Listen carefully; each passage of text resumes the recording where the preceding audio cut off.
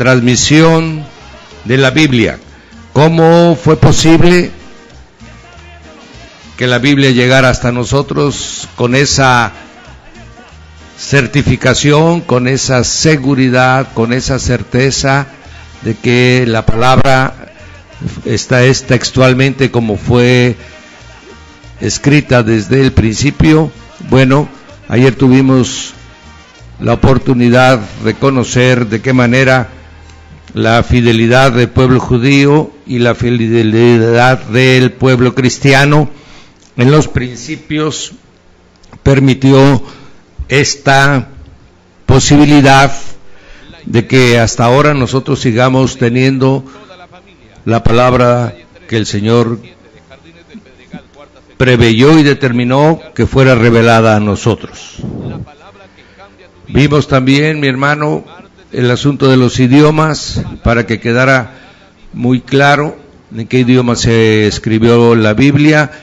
Vimos que era en hebreo antiguo, luego fue en hebreo arameizado y el Nuevo Testamento en griego. Son las únicas copias que tenemos del Nuevo Testamento, son en griego, amén, aunque se le da validez a la posibilidad de que el libro de Mateo haya sido escrito en hebreo, amén.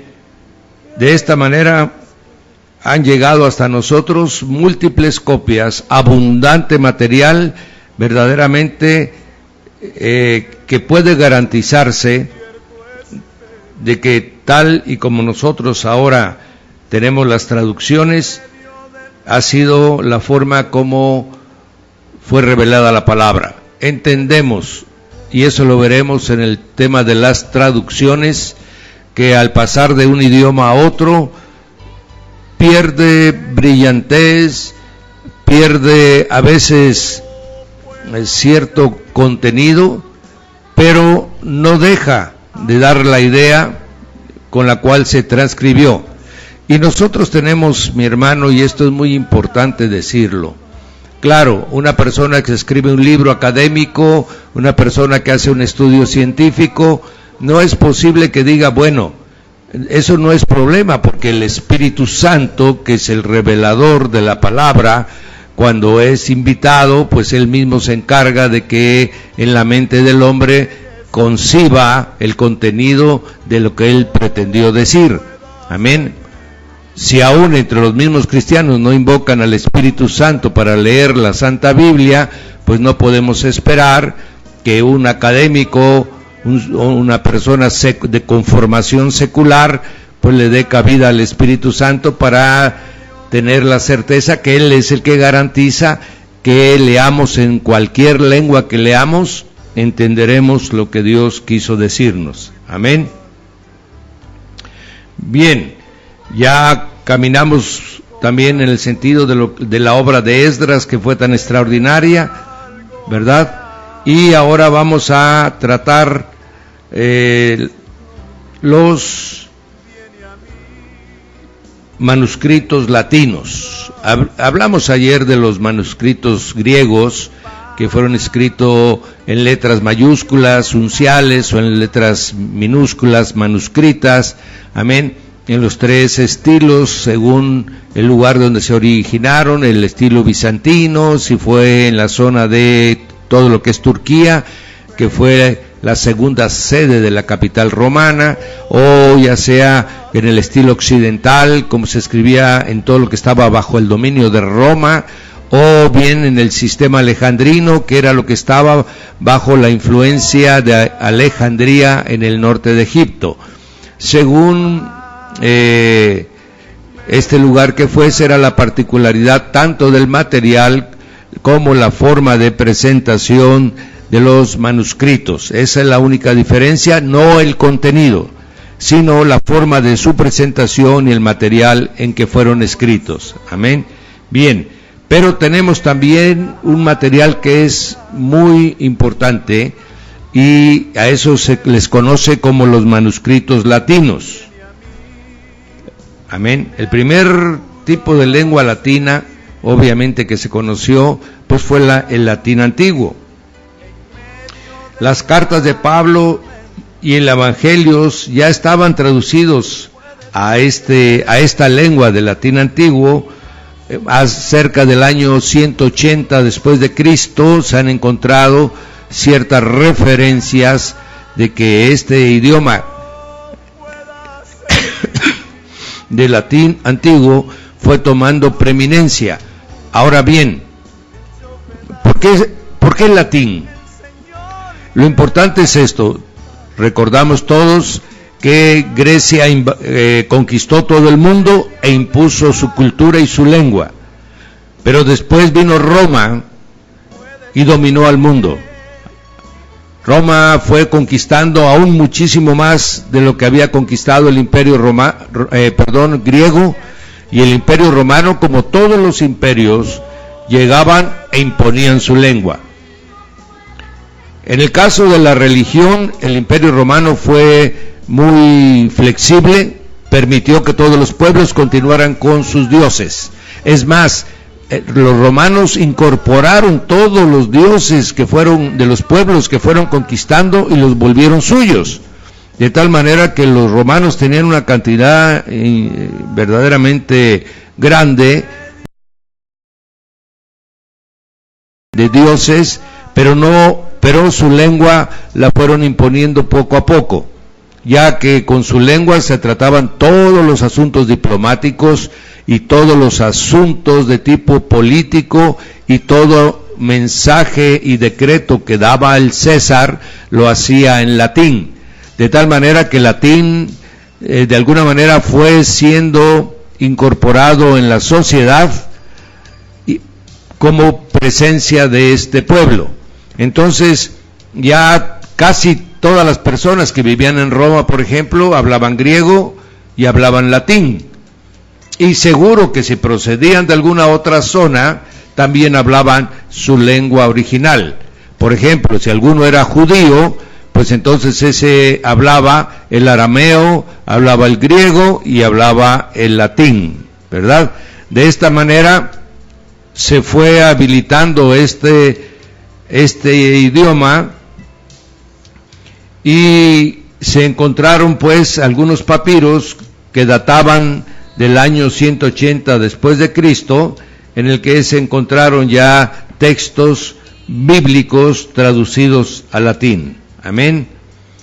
Bien, de esta es la manera como este idioma se va haciendo no popular. El latín nunca fue popular, mi hermano, en amplio sentido, sino que fue perteneciendo a los grupos que de alguna manera tenían la vida religiosa bajo su dominio. Todavía el Imperio Romano tendría su religión propia, copiada de los griegos, la mayor parte de ellos, pero también con influencia de los pueblos persas, de los pueblos babilónicos, de los pueblos egipcios. O sea que en Roma se concentró, todas las religiones antiguas se concentraron en Roma, y el latín se convirtió en el lenguaje preferido de estos grupos, así que el material religioso se escribía en latín. Bien, ahora, ¿por qué importa lo que estamos hablando, mi hermano? Porque un personaje llamado Jerónimo, que era el secretario del obispo Dámaso de Roma, por alguna razón, la razón fundamental era que era un hombre muy piadoso, era un hombre muy apegado a la palabra, era un hombre que vivía inclusive una vida casi monástica, ¿verdad? Era un hombre muy alejado de los vicios, alejado de costumbres romanas como era el comer en abundancia, el vivir una vida muy ligera desde el punto de vista moral, con comportamientos sexuales poco aceptables. Y este obispo Jerónimo, realmente era una cosa rara en la grey romana. Y el obispo Dámaso lo envió a Jerusalén para que tradujera de los textos más antiguos que pudiera conseguir al latín los textos de las cartas de los apóstoles y también la Biblia de los hebreos. De esta manera, Jerónimo trabajó durante muchos años en Jerusalén. Esto estamos hablando, mi hermano, de tiempos ya un poquito avanzados, ya cuando prácticamente la Iglesia Católica Apostólica y Romana había sido decretada por Constantino, aquel que hizo la jugada maestra de simular ser cristiano, pero vivir como pagano, ¿verdad? Y al final de su vida ser bautizado por un obispo hereje.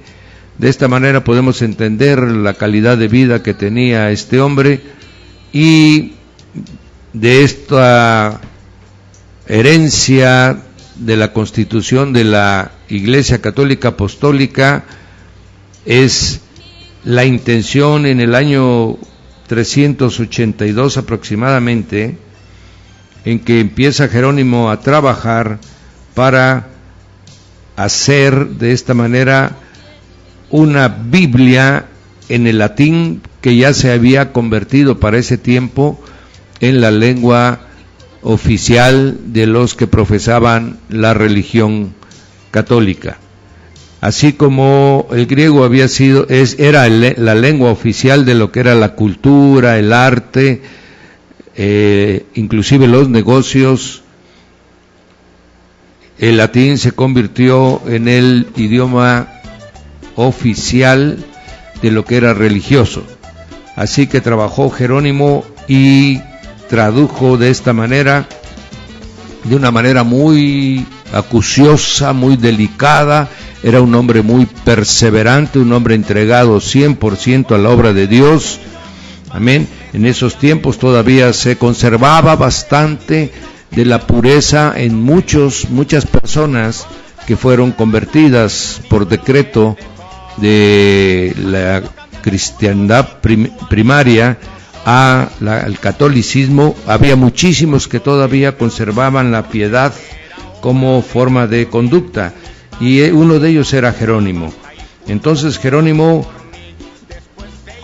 escribió y tradujo todos los libros que estaban en hebreo, los libros que estaban en griego, y logró él hacer lo que se conoce como la Vulgata. Amén. La Vulgata era porque era el latín en que la mayor parte podía entender, ¿verdad?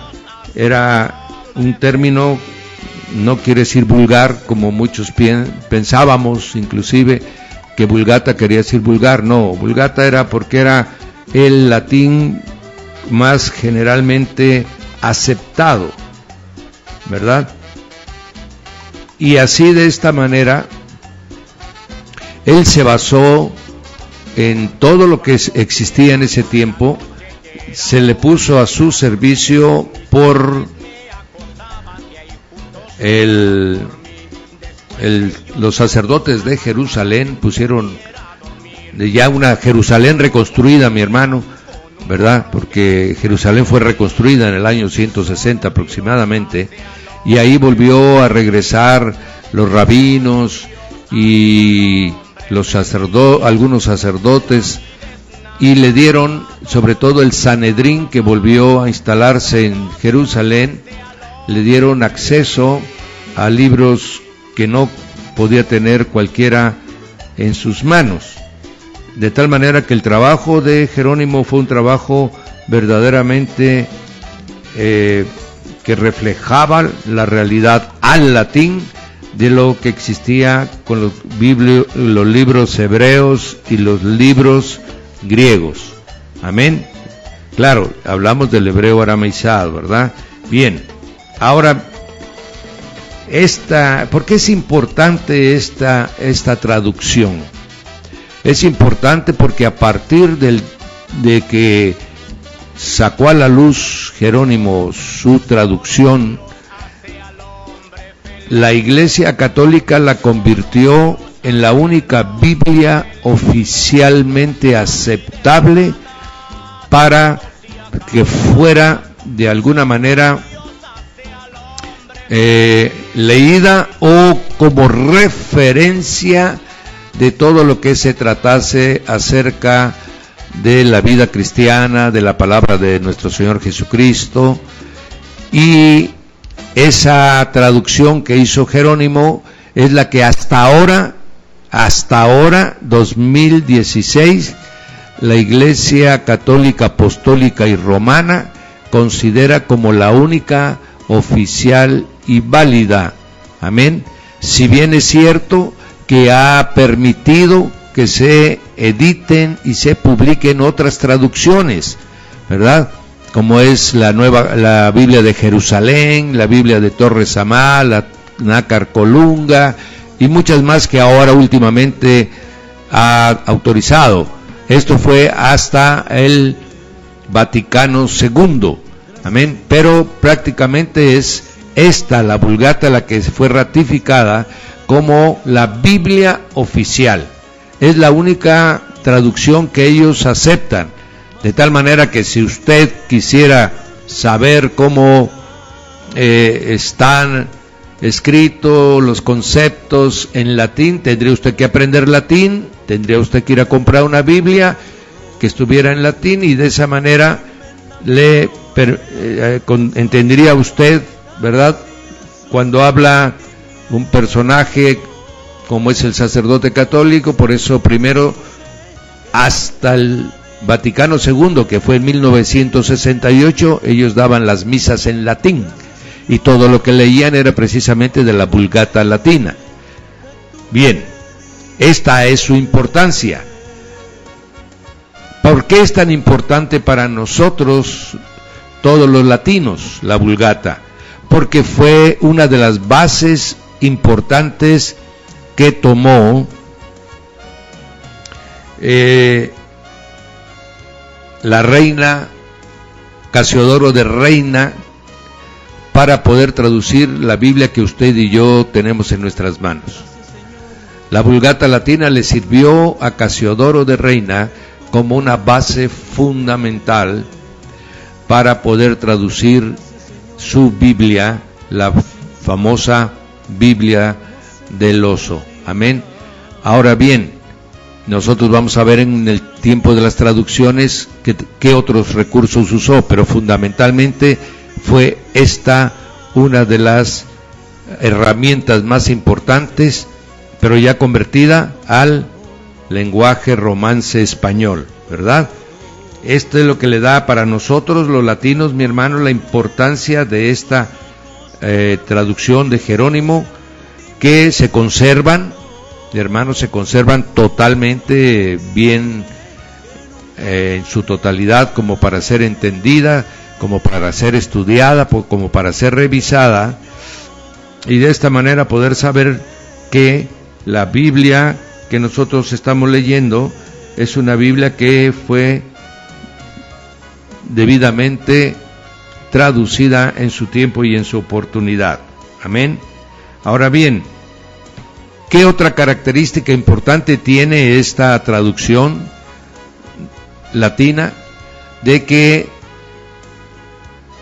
Jerónimo tomó en consideración la traducción Septuaginta, que yo te hablé el día de ayer, que el rey Ptolomeo Filadelfo había enviado a 70 sabios para que la tradujesen en Jerusalén también, cosa curiosa, ¿verdad? La Septuaginta se tradujo en Jerusalén, mi hermano, y resulta que la Vulgata latina también se traduce en Jerusalén. Y ahí, por eso mismo, Jerónimo tomó la Septuaginta como referencia también, y eso hace que aparezca algunos textos. Si nosotros leyésemos, por ejemplo, no sé si a usted, mi hermano, ha tenido la oportunidad de cotejar textos que salen en Mateo, específicamente en Mateo, donde hay más de 40 textos del Antiguo Testamento, y usted lee en el Antiguo Testamento y no coincide. Amén. Y eso se debe a que una traducción es hebrea, el Antiguo Testamento, y la otra traducción es griega, el Nuevo Testamento. Y la Septuaginta lo que hizo fue que los sabios judíos adaptaran al lenguaje griego la traducción de los textos del Antiguo Testamento. Amén.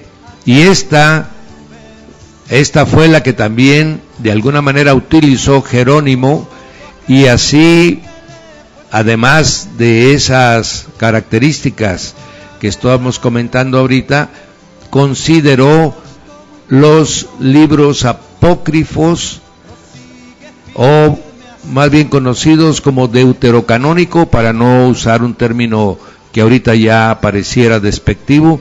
Los deuterocanónicos, o sea, los libros que los judíos no consideraban como textos sagrados, los sabios judíos los pusieron como un apéndice, como una referencia, pero por el hecho de haber aparecido en la Septuaginta, se le obligó, porque Jerónimo no quería hacerlo, porque sabía que no eran textos realmente revelados por Dios, pero le obligaron a que los pusiera, y desde entonces todos los libros deuterocanónicos aparecían. Terminando el Antiguo Testamento, se ponían los libros deuterocanónicos por si alguien los quería leer como referencia, pero no era obligatorio ni creer en ellos, ni tomarlos como base de fe.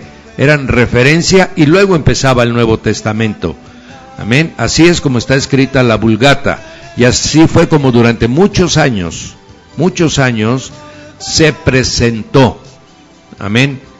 Todas las Biblias católicas que usted pueda adquirir antes de 1968, usted va a ver que termina el Antiguo Testamento y empiezan los libros deuterocanónicos. Ahora ya no, ahora los han mezclado como si fueran libros realmente revelados.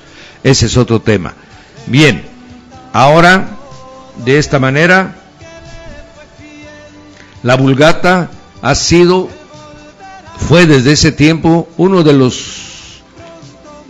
las traducciones más recurridas, porque era la única prácticamente que había sido publicada y que permitió la Iglesia Católica que se sacaran copias. Y es de ella de donde más manuscritos han sido copiados. Hay más de 10,000 manuscritos derivados de la Vulgata, que nos dan prácticamente la certeza de que lo que escribió Jerónimo, de la traducción de los libros hebreos y de los libros griegos, ha sido correcta, cotejado con los del rollo del Mar Muerto, cotejado con los códices que también ayer hablamos, del Códice Vaticanus, del Códice Sinaítico y del Códice Alejandrino. De tal manera, ¿por qué tantas palabras? ¿Por qué tanta información? Por la razón de que tenemos que tener la certeza de que la Biblia ha sido cotejada, la Biblia ha sido investigada, la Biblia ha sido revisada exhaustivamente, mi hermano, desde que salió a la luz. Amén. Y esto, el hecho de que existan tantos idiomas, y vamos a ver que todavía hay otros más, que existan tantas versiones en idiomas diferentes, y que al tenerlas todas juntas, mi hermano, prácticamente hay que conservar que cada idioma tiene expresiones muy particulares, palabras que un idioma tiene y que otro no tiene, y que tiene que adoptar, amén, pero que en esencia significan lo mismo. Te voy a decir, por ejemplo, una palabra que es muy importante, la palabra Mesías, Mashiach, amén. La traducción correcta, si la tomamos del hebreo, significa el ungido, pero el ungido de la gloria de Dios. Esa es la la connotación, el significado amplio de la palabra Masías. Amén. Es ungido de la gloria de Dios. Cuando se traduce al griego, la palabra Mesías no existe, obviamente. Ungido de la gloria de Dios no existe, pero existe una palabra que significa ungido, y esto es la palabra Cristo. Entonces, Cristo significaba aquel que era ungido del aceite, ¿verdad? Entonces la palabra Cristo se usó para Mesías, y así nosotros tenemos Jesús el Cristo, ¿verdad? Entonces, en los dos, ambos son los ungidos. Claro, si vamos a la palabra hebrea, tiene una profundidad mayor, porque es ungido de la gloria de Dios, y en el hebreo significa el ungido de aceite.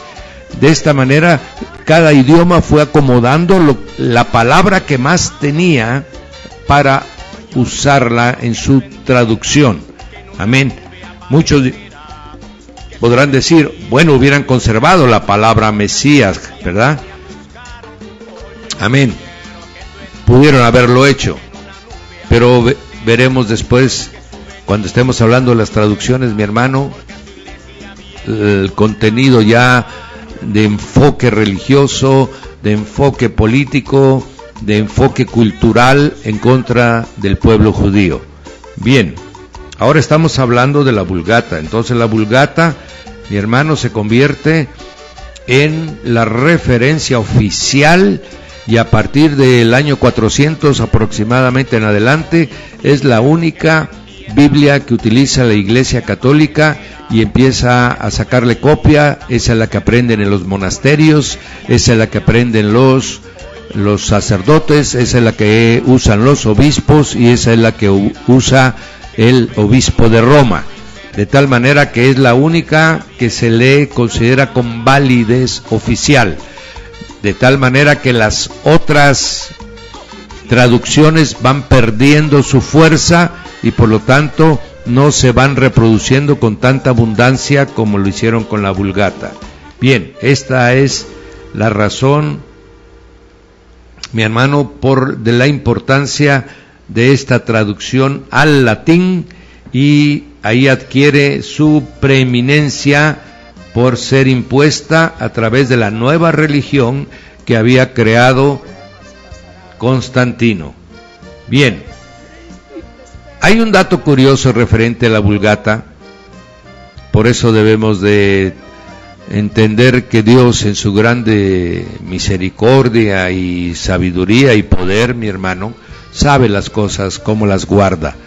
El hecho de haberla convertido al latín por Jerónimo y que la haya aceptado la Iglesia Católica, fue la única traducción que no persiguió, fue la única traducción, mi hermano, que no quemó en las hogueras, y por lo tanto, cuando Gutenberg llegó a perfeccionar la imprenta de tipo movible, pudo él imprimir. El primer libro que imprimió Gutenberg se llamó la Vulgata. Amén. La Biblia en latín fue el primer libro impreso en el mundo. Amén. Qué Dios tan tremendo tenemos, hermano. Y te voy a decir por qué. Porque dentro de las 4 motivos por los cuales la Biblia ha llegado hasta nosotros, obviamente la más importante es la preservación de la palabra de Dios por el Dios mismo. Amén. Bien, cuando Gutenberg puso su imprenta, era un hombre que no era de recursos muy abundantes, y por lo tanto tuvo que empeñar su imprenta para poder tener dinero y producir su primer libro. Bien, habiendo otros libros que pudieron haber sido un éxito, ¿verdad? Hubieran sido bestsellers de aquel tiempo, se le ocurre, mi hermano, imprimir la Biblia. Cuando la Biblia no la podía, primero era en latín, tenía que ser leída por los que leían latín, y generalmente el pueblo no leía, no sabía leer, se había perdido la costumbre que los judíos tenían de tener escuelas para enseñar a sus hijos a leer. Para ese tiempo ya inclusive el Imperio Romano no le interesaba que su pueblo supiera leer, tampoco era un imperio que promoviera la cultura, los tenía en la ignorancia, solamente había cierto grupo de gentes a los cuales se les contrataba maestros particulares para que les enseñaran a leer a sus hijos. Bien, entonces, ¿cómo es posible entonces que se le ocurra a Gutenberg hacer 5,000 copias, o más bien 5,000 impresiones de la Biblia en latín?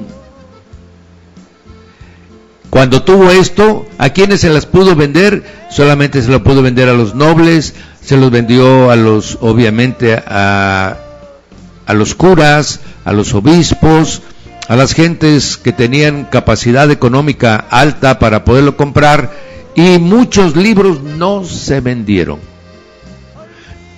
De tal manera que fue un fracaso económico para Gutenberg y perdió la imprenta. No pudo pagar con la venta de los libros y entonces se la quitó el que le había hecho el préstamo y lo utilizó a él como su empleado. Mira qué cosa tan tremenda.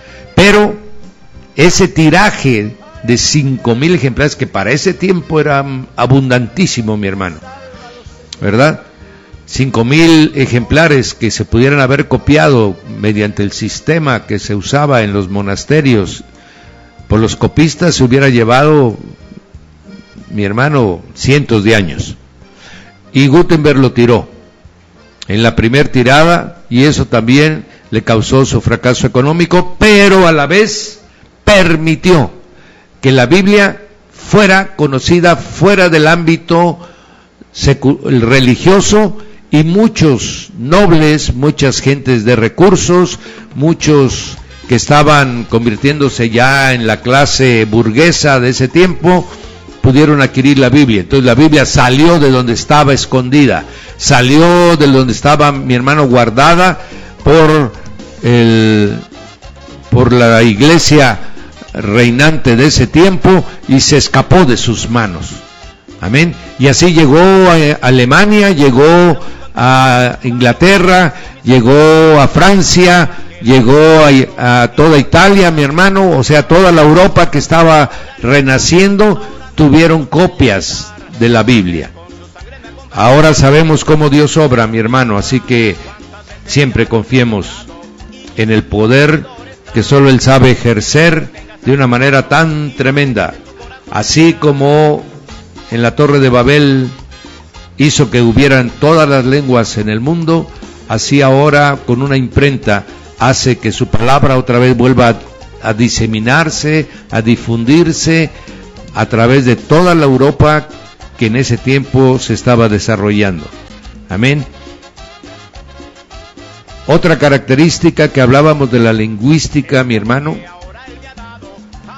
podemos tener la certeza de que no hay otro libro en toda la historia que haya sido escrito, en toda la historia de la humanidad. No hay nadie que pueda decir que está más certificado que la Biblia, que está más estudiado que la Biblia, que está más analizado que las Sagradas Escrituras. Te voy a dar unos datos, mis hermanos. Obviamente esto no va a venir en los exámenes, no se preocupen, pero sí quiero que sepas que la Biblia, mi hermano, ha sido un libro probado y siempre ha salido aprobado. Amén. Bien, por ejemplo, hay libros que son muy famosos en la historia de ese tiempo. Por ejemplo, cuando César conquistó las Galias, que lo hizo el hombre número 1 del Imperio Romano, escribió un libro de su propia mano que se llamó La Guerra de las Galias. Este libro fue escrito aproximadamente en el año 44 antes de Cristo. Después se empezó a copiar en el año 900 después de Cristo. O sea, se empezó a copiar 900 años después. Y existen no más de 10 copias de ese libro. Amén. De lo mismo tenemos, por ejemplo, de Tito Livio, un escritor romano que escribió los anales del pueblo de Roma, que también los escribió aproximadamente en el año 59 a.C., y únicamente, mi hermano, se conocen en todo el mundo, en todos los museos o universidades especializadas en la lingüista, no tienen más de 20 copias. Amén. Por ejemplo, de Platón, sus 3 libros, la colección de 3 libros, que fue escrito en el año 427 a.C., no se tienen más de 7 copias. Y esas copias se empezaron a hacer en el año 1100 después de Cristo. Y vamos viendo la distancia que hay entre el día en la fecha que lo escribieron y la fecha en que son las copias. Amén. Y vamos viendo que pasan 900 años en el caso de César, 1000 años en el caso de Platón, ¿verdad? Y así vamos leyendo, mi hermano, las distancias entre que fueron escritas y qué fecha tienen las copias. ¿Por qué te digo esto si es importante? Amén. Por ejemplo, todos hemos oído que el padre de la historia fue Heródoto. Heródoto escribió en el 450 a.C. y sus copias son del 900 después de Cristo, o sea, 1400 años después, y solamente existen 8 copias. Aristóteles, mi hermano, fue durante mucho tiempo la base de toda la sabiduría que el hombre tenía, escribió 360 antes de Cristo, y su copia más reciente es del año 1100 después de Cristo, y solamente existen 5 copias.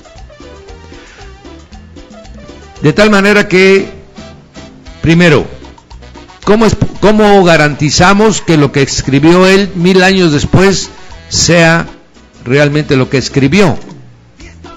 Y además nada más existen 5 libros para constatarlo.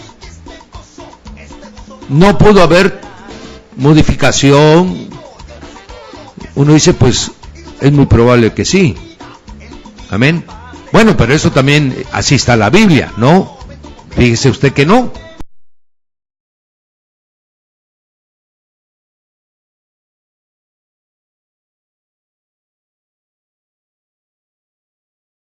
Bueno, son más de 25,000, mi hermano, manuscritos que tenemos. Además de los 5 códices, hay 25,000 manuscritos en los cuales se puede cotejar, juntarlos todos y poder tener muchísimos libros de la Biblia. Lo más interesante de estos 25,000 manuscritos es que son de diferentes épocas. Y entonces uno va viendo que realmente se ha preservado la palabra. En fin, esto garantiza, esto ha dejado callado, amén, y por eso la ciencia, y vamos a ver, ha agarrado otros caminos, porque no ha podido con la constancia, la fidelidad y la certificación de que lo que está escrito fue lo que se escribió desde el principio. Estos datos que te di, mi hermano, son solamente para que veas. Por ejemplo, usted nunca va a oír en ninguna universidad del mundo, en ningún instituto de ciencias sociales o que se dediquen al estudio de la historia, de la antropología, que duden de los libros de Aristóteles, que duden de los libros de Platón. ¿Por qué no dudan de ellos, mi hermano, cuando no tienen ni el número suficiente para certificar lo que es, cuando hay una abundancia de años entre el original y la copia, y sin embargo de ellos no dudan? Bueno, es muy claro, la lucha es contra la palabra de Dios. No hay otro interés de Satanás más que luchar contra la palabra de Dios, contra lo que es suyo, pues para qué un reino dividido no permanecería, dice la palabra. Amén. De esta manera, pues, mis amados, usted y yo tenemos el argumento más grande a nuestro favor y que es soportada su opinión. Si usted dice, la Biblia es el único libro cientificado, autentificado y comprobado, mi hermano, lo respaldan 5 códices y 25,000 manuscritos y los rollos del Mar Muerto.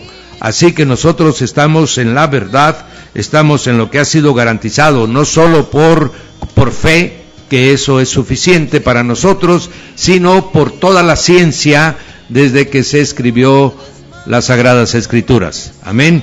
Entonces, estamos en la verdad, estamos parados en la roca, bendito sea el Señor. Y de esta manera, mi hermano, usted y yo estamos leyendo la transmisión de un libro que se escribió hace, ya ahorita para estas fechas, hace 3,600 años. Moisés empezó a escribir hace 3,600 años. Voy a hacer una recapitulación hoy, mi hermano, para que mañana entremos a otros temas referentes a las Escrituras. Primero, estamos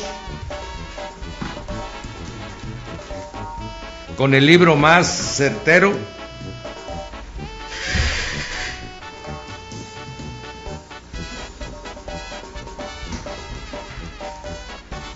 verdadero y fiel.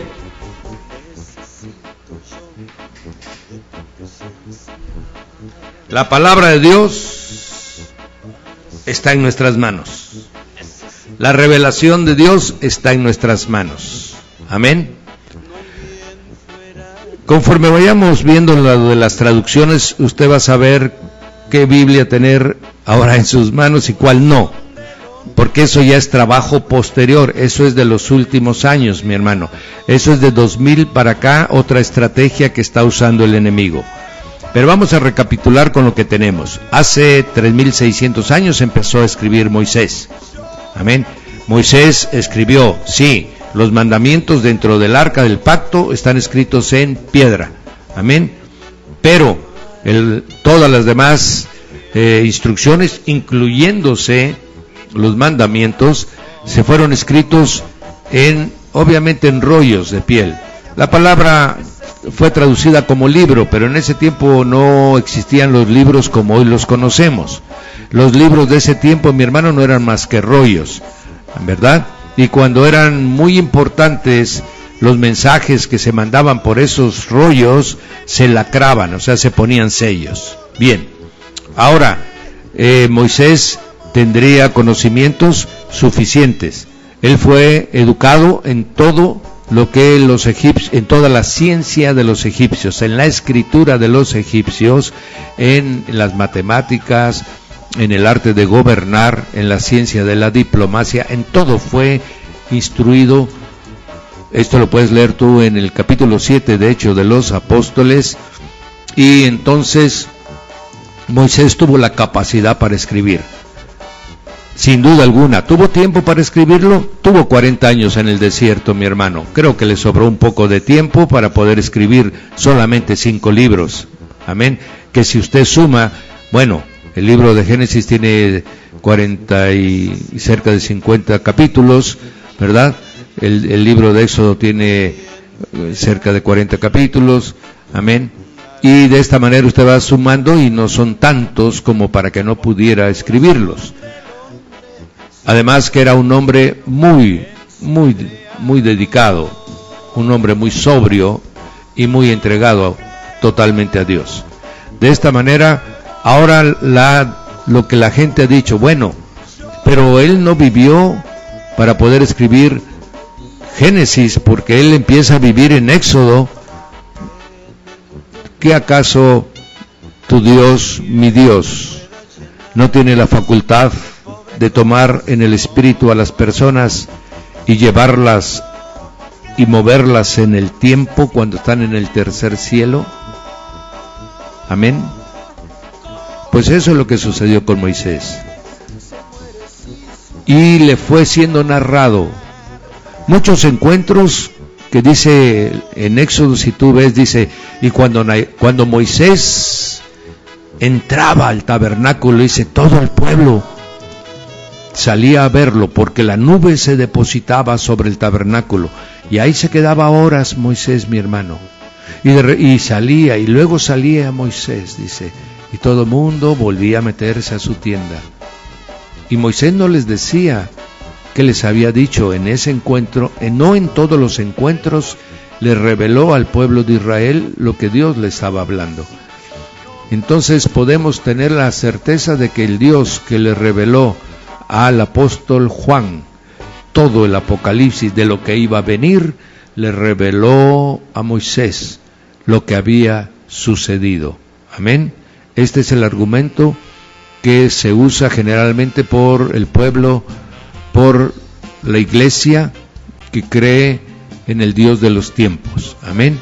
Bien, entonces Moisés escribe los 5 primeros libros, y esos 5 primeros libros son la Torá, que guarda la ley del pueblo judío, del pueblo hebreo, después israelita. Amén. Ya hablaremos de la confusión de nombres, porque ahora se llaman israelitas, y ese es su nombre. Amén. Bien, ahora, después, ¿vivió acaso Josué? ¿No tuvo tiempo Josué para escribir su libro? Por supuesto que sí. Y la Biblia dice que Josué usó hasta otros materiales, que vamos a ver en los siguientes programas, en que otros materiales se escribieron textos bíblicos, y después los jueces, mi hermano, fueron escribiendo las porciones que les correspondía. No olvides que siempre hubieron escribas, sacerdotes escribas, al lado de los siervos de Dios. Y si alguna característica tiene el pueblo judío, el pueblo israelita, mi hermano, es que todo dejaba constancia por escrito de una forma minuciosa. De tal manera que tenemos el libro de Jueces, tenemos el libro de Samuel posteriormente, después tenemos ya el libro de los Reyes, ya por los cronistas, los sacerdotes cronistas, escribas cronistas, y escribieron reyes, escribieron crónicas. Amén. Crónicas está escrito desde un punto de vista sacerdotal, y Reyes desde un punto de vista histórico. Amén. Y por eso prácticamente coinciden en la mayor parte. Y de esta manera vamos teniendo los libros. David escribió casi todos los salmos, las 3/4 partes de los salmos los escribe David. David después certifica a través de todo su sacerdocio que él crea, que es impresionante en el libro de Crónicas, mi hermano, leer todo lo que David construyó alrededor de la adoración de nuestro Santísimo Padre, y también cómo depuraron en ese tiempo el arte de la adoración, la música, se tuvieron nuevos instrumentos, y la escritura alcanzó su plenitud y madurez. De ahí para adelante, mi hermano, los sacerdotes se encargaron de ir escribiendo los libros que les correspondían a ellos, y los profetas, que eran casi todos, fueron sacerdotes, mi hermano. Amén. Jeremías, sacerdote. Ezequiel, sacerdote. Amén. Daniel, bueno, sabemos que él fue funcionario real durante los 70 años en Babilonia. Isaías, descendiente de nobles, pero dedicado al sacerdocio también. Y así vamos viendo, mi hermano, Zacarías, Malaquías, todos ellos del oficio sacerdotal. Hubieron algunos que no lo fueron, sí, ¿verdad? Hubieron algunos, pero muy pocos, porque Dios también usó a otros siervos que era necesario en su tiempo. ¿Qué estoy tratando de decirte? Que la Biblia fue escrito por siervos que estaban dedicados al servicio de Dios, que vivían en la intimidad con Dios y que el Espíritu de Dios los tomó para redactar el mensaje que Dios quiso revelarnos. Y está certificado, autentificado. La Biblia en el Antiguo Testamento es una garantía. Amén. ¿No lo es en el Nuevo Testamento? Por supuesto. Por el número abundante que hay de copias, por la abundancia de que se ha estudiado, mi hermano, podemos poner un número de que lleve prácticamente estudiándose sistemáticamente la Biblia, que podríamos decir que lleve 500 años. Amén. Pues sí los tiene. Y tú te imaginas estudiar un libro 500 años, y no por un hombre, sino que luego fue por otro, y luego fue por muchos, y luego se crearon las universidades, y en las universidades todos los eruditos tratando de demostrar, para ganarse un prestigio y una fama, se fueron contra la Biblia. También sabemos que fue por la aversión que la cultura tenía en contra de la religión. Pero te imaginas cuántos miles de hombres no han estado en contra de la Biblia por prejuicio y se han dedicado a estudiarla para tratar de demostrar que no es la revelación de Dios. No están tratando de demostrar que no existe, porque eso es imposible, sino están tratando de demostrar todo el tiempo de que no es la palabra de Dios, que no tiene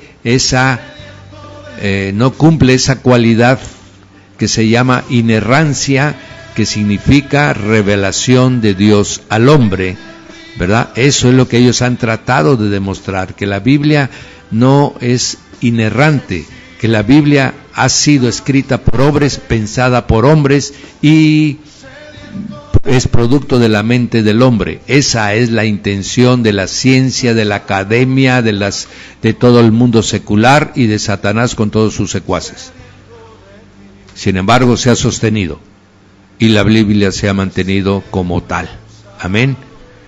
Bien, mis amados, con esto quedamos más seguros de que lo que estamos leyendo es lo correcto, ¿verdad? El día de mañana, pues, estaremos hablando de otro tema y esperamos nos acompañes al Instituto Bíblico Radial mañana jueves a las 9 de la mañana. Bien, benditos sean todos los que escucharon el programa el día de hoy. Bendiciones.